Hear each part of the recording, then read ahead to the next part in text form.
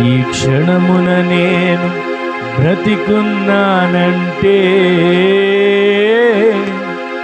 అది కేవలం నీ కృపయేనయ్యా. ప్రతి క్షణమున వెన్నంటి నడిచినావు, కంటి పాపలా నన్ను కాచినావు.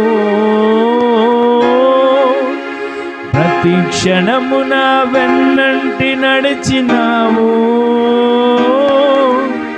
కంటి పాపలా నన్ను కాచినావు.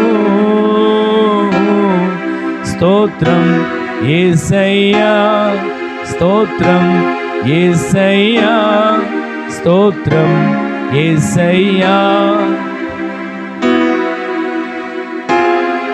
స్తోత్రం స్తోత్రం